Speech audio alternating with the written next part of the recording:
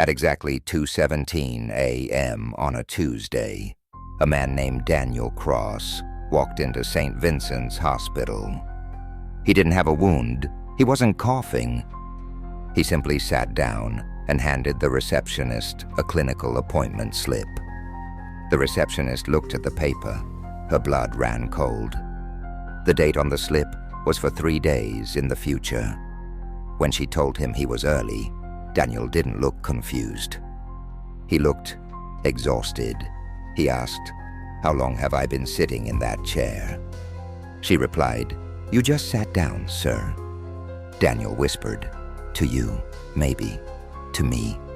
I've been sitting here for 10,000 years, and I haven't even arrived yet."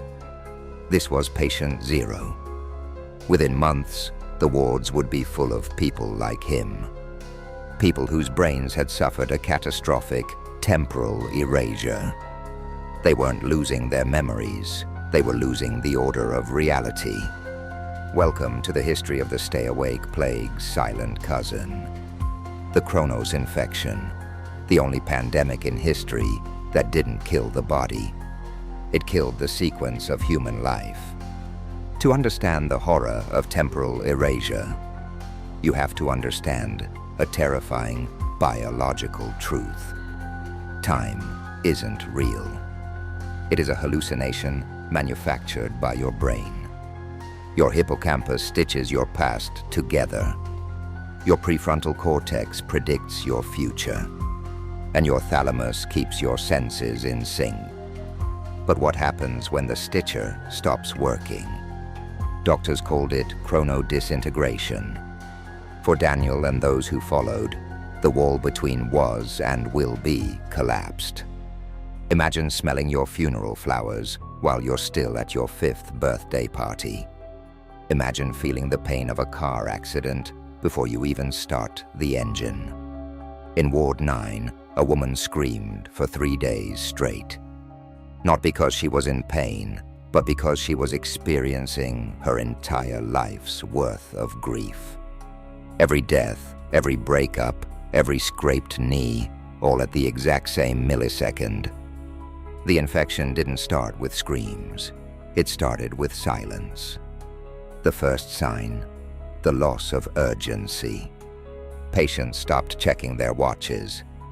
Not because they were relaxed, but because the concept of being late became physically impossible to understand. One patient, a father of 3, watched his house catch fire. He didn't run. He didn't call for help. When rescuers pulled him out, they asked why he just sat there. He said, "I already watched it burn down years ago, and I'm still watching it start. Why move?" This is the emotional dissolve. Without a before and an after, there is no fear. There is no hope.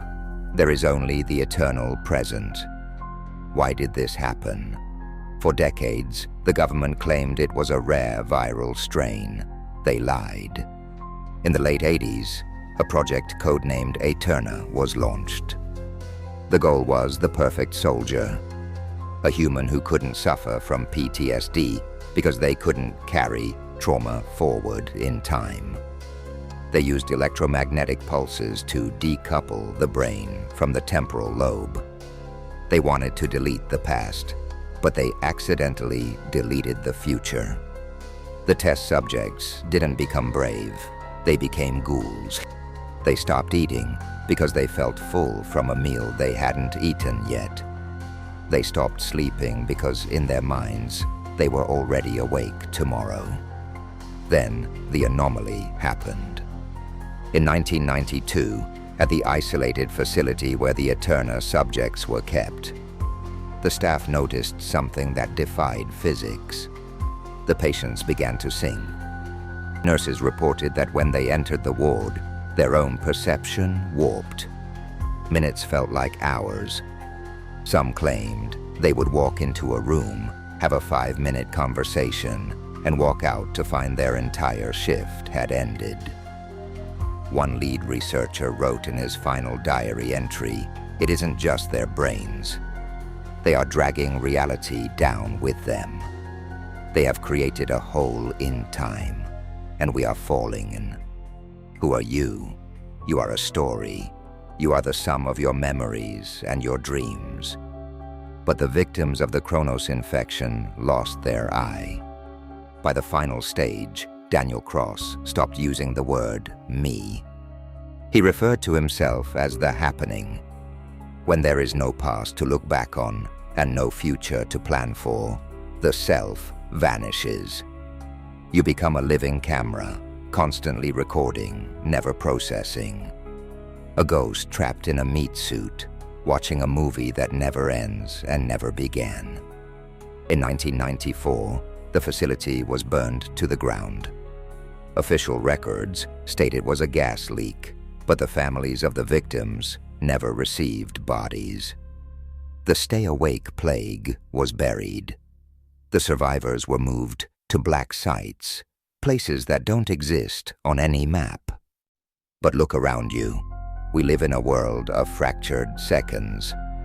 Short-form videos, instant notifications, constant interruptions. We are losing our ability to experience a continuous narrative.